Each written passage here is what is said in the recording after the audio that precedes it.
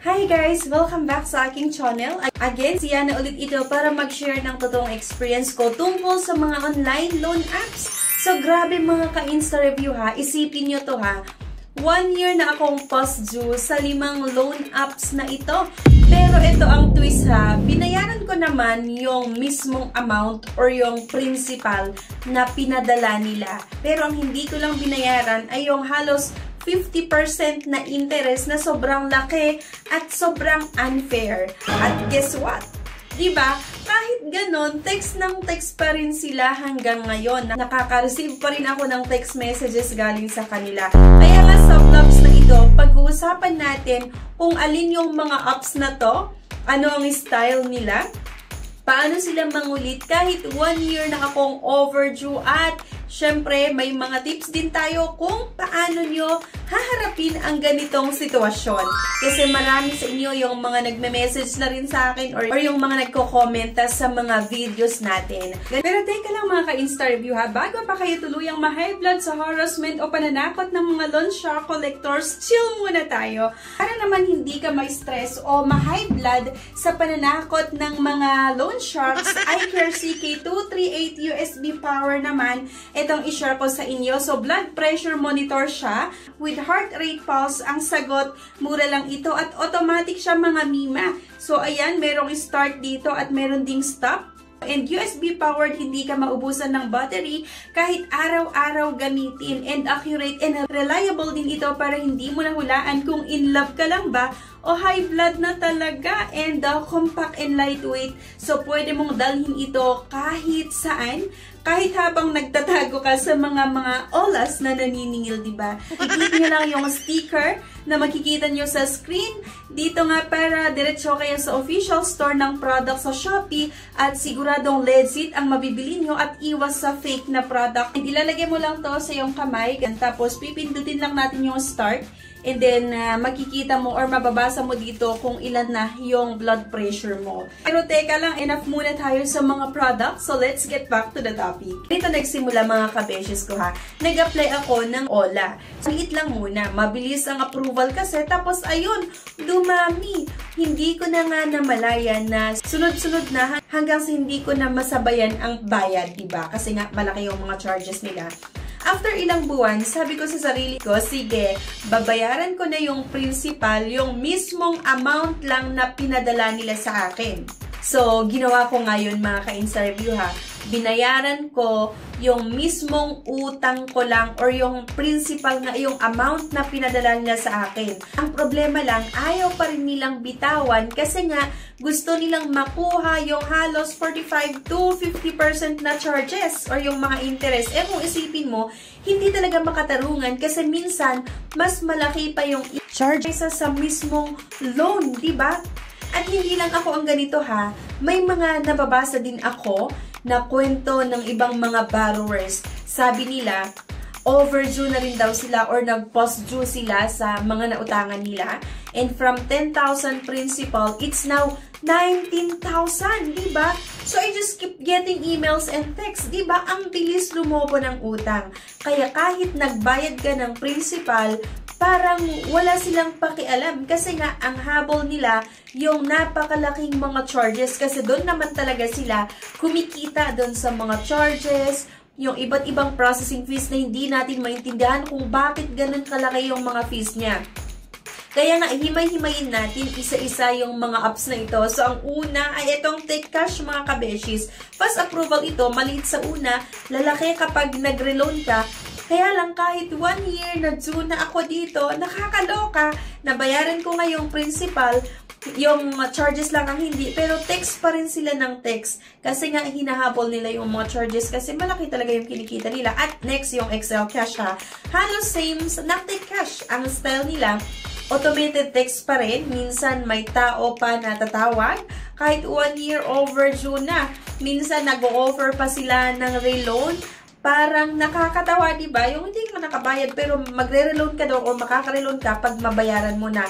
So, natatawa na lang ako. And number 3 nga, itong Cash Me. Ito yung medyo pang patakot. Lagi silang may linya na to avoid legal action.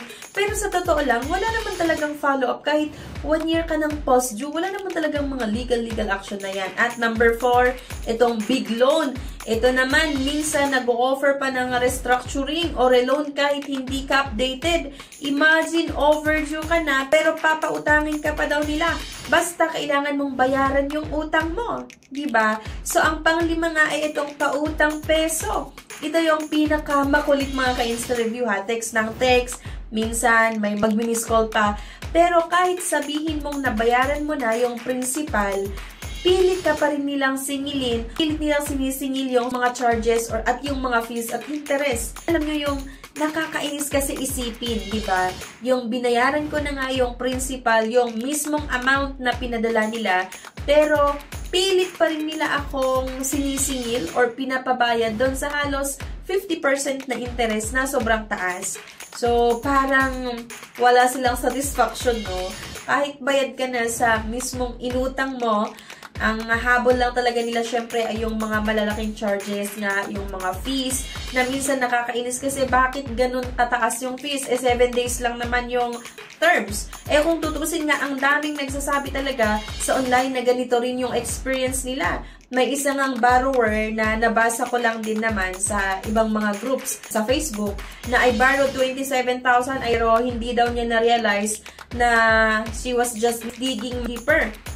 Nakaka-relate talaga kasi once na mahulog ka sa cycle ng reloan at interest, parang wala nang katapusan, paulit-ulit na lang. Uutang ka sa isa, wala kang pambayad, uutang ka sa iba para mabayaran yung isa. So ano ba ang magandang gawin kung nasa ganitong sitwasyon ka mga ka-Insta Review? Ang una, unahin bayaran yung principal, okay? Kagaya ng ginawa ko. Para at least wala silang masabi na hindi ka nagbayad sa mismong inutang mo.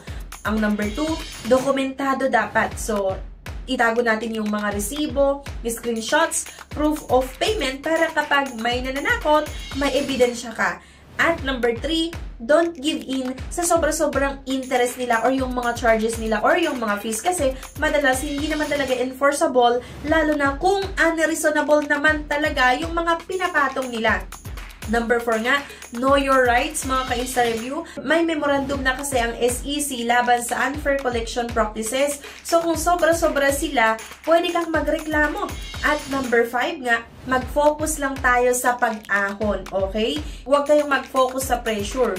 Kung kaya mong unti-unting magbayad ng tama or doon lang sa principal na inutang mo, or pinadala nila sa'yo, gawin mo. Pero wag mong hayaan na guluhin ka ng harassment. So, ang bottom line kasi nito is that bayaran mo nga yung principal pero wag kang magpapapressure sa interest, sa processing fees, sa mga iba't ibang mga charges nila na parang pang loan sharks talaga. Hindi parang talagang loan sharks. O yan na nga mga ka-Insta Review. Na-share ko na ang totoong experience ko na halos mag-1 taon na post due mga loan apps na ito pero binayaran ko naman talaga yung mismong amount na pinadala nila. Ang hindi ko lang talaga binayaran ay yung halos 50% na interest. Sobrang unfair. So, pwede siguro magbigay tayo ng 100 na dagdagan na lang natin yung pinadala nila sa atin para yun na yung interest pero wag yung buong 50%. Nakakaloka talaga yung ganon. Yung tipong ang haba na or ilang buwan na ang nakalipas, mag-1 taon na pero nagme-message pa rin sila. So, kagaya nga nung sabi ko sa inyo, binayaran ko naman talaga yung principal.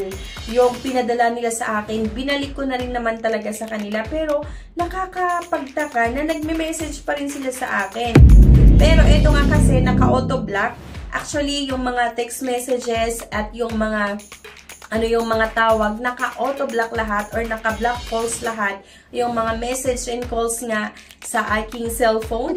Kasi nga, nakakairita yung gano'n na wala ka naman dapat utang pero bakit nagme-message pa rin sila? Kasi nga, kulang daw yung binayad ko, binalik ko naman, sinauli ko naman yung principal na nakuha ko sa kanila. Kaya lang kasi, syempre, dahil nga daw kulang yung binigay ko kasi nga hindi ko binayaran yung mataas na charges, yung halos 45 to 50% na processing fees nila or yung mga charges nila, yung interest processing fees nga. Kaya marami pa rin or may mga nagme-message pa rin sa akin. So, in-ignore ko na lang. Kaya napakarami mga kabeshis, mga ka-Insta Review, yung mga nagko-comment sa mga videos ko. At nagme-message sa akin like, ni Siana, legit ba si ganito or si ganyan na loan app? Legit ba yung loan app na ganito? Umutang kasi ako, tas malaki yung charges niya, yung mga interest. Lost 40% to 50% yung mga charges nila or yung ikakaltas nila. Tas yung matitira, yun lang yung ipadala nila sa akin or yung pinadala nila sa akin. Kaya nga mga ka-Insta Review, hindi kasi natin masasabi na legit yung isang loan shark. Kahit registered pa yan sa Securities and Exchange Commission, kahit accredited din yan sa CIC or sa Credit Information Corporation, hindi pa rin kasi natin masasabi na legit yan, lalong-lalo kung hindi naman sila sumusunod sa batas patungkol sa pagpapautang. Like sabi ng SEC, bawal nung ganito kalaking mga charges or yung mga fees, pero ginagawa nila. At may mga babala pa nga din yung ibang ahensya ng gobyerno tungkol nga sa fair debt collection, pero anong ginagawa ng mga ibang OLA collectors, di ba? Hindi makatarungan yung way nila ng paniningil. Kaya hindi natin masabi na legit kahit may mga certificate sila to operate, pero kung hindi naman sila sumusunod sa batas patungkol sa kung paano mag-handle ng clients, kung paano ang pagpataw ng mga interest or pagpatong ng mga charges, iba, hindi pa rin natin masasabi na legit yan. At syempre, ang katanungan ng iba, bayaran ko pa ba yung utang ko na to? Kasi nga, nag-post due ako, pero babayaran ko naman sana. Kaya lang kasi hinaharas talaga nila ako. Pinagme-message yung mga friends ko. Tinatawagan nila yung mga nasa contact list ko. Pinopost nila yung mga picture nyo sa social media. Tapos minsan, may nakalagay daw na may magnanakaw, ganyan. May mga ganon na sinasabi o sinusumbong ng ibang mga followers natin. So, ang sagot ko dyan is, wag mo na munang bayaran. Okay? Kung meron kang pera, itago mo muna yung pera mo na yan. Okay? Itago mo muna, wag ka munang magbayad. So, antayin mo muna sila na gumawa ng action. Kung talagang gagawa sila ng action ha, or i-report ka. So far naman, wala pa tayong narinig na gano'n, na isang loan app, ni-report si ganito, or nag-file ng civil case against sa ganito kasi may utang. Hindi nila magagawa yan kasi sila mismo, ang dami nilang nilabag. Okay? So, mas maganda na kung sakali, diba, isipin lang natin, kung sakali lang na mag-file sila, eh di mas maganda nga na mag-file sila para makita mo sila, makilala mo nga sila. And napanood ko din to sa isang attorney na nag-explain na mas maganda, wag itago mo muna yung pera mo, wag ka munang magbayad, antayin mo sila na gumawa ng action, at kung sakali lang naman na mag-file sila ng civil case, at least makikilala mo sila, harapin mo sila para maidemanda mo din sila ng cyber libel. So mas mabigat na kaso yun pag idemanda natin sila ng cyber libel nga kasi in-expose nila yung pagkatao mo, tapos siniraan nila yung dignidad mo, at marami silang nilabag talaga. Okay? So, pwede kayong mag-file or kasuhan din sila ng cyber libel. Pero, kagaya nung sabi ko kanina na wala pa naman tayong nakikita, diba? Wala pa naman tayong nabalitaan na isang online loan app or OLA company ay nag-file ng civil case against sa isang borrower. Diba? So, hindi ko sinasabihan na huwag tayong magbayad ng ating utang. Obligasyon pa rin nga natin na bayaran yung utang natin kasi utang yan eh. Pero kasi, kung dumating na sa punto na siniraan ka na, pinahiya ka sa Facebook, or pinagme-message yung mga friend mo sa Facebook, or yung mga contact list mo, at pinahiya ka kung ano-ano yung sinasabi tungkol sa'yo na nagnakaw ka or may utang ka na hindi mo binabayaran, ay against po yun sa batas natin. So, pwedeng hindi mo muna bayaran. Kung may pera ka, itago mo muna. Antayin mo na gumawa sila ng action, tapos harapin mo na lang sila para makapag-file ka din ng kaso against sa kanila. Kaya nga, sana may natutunan kayo at sana makakapagbigay ito ng awareness na hindi kayo nag-iisa. Kaya nga, sana kung nagustuhan nyo itong video, please don't forget to like na rin, i-share, at mag-subscribe para maging updated kayo sa mga future discussion natin about OLA at iba pang loan experiences. Kaya nga hanggang sa susunod, stay safe mga ka-Insta Review, stay smart, and let's handle our finances wisely. Bye guys!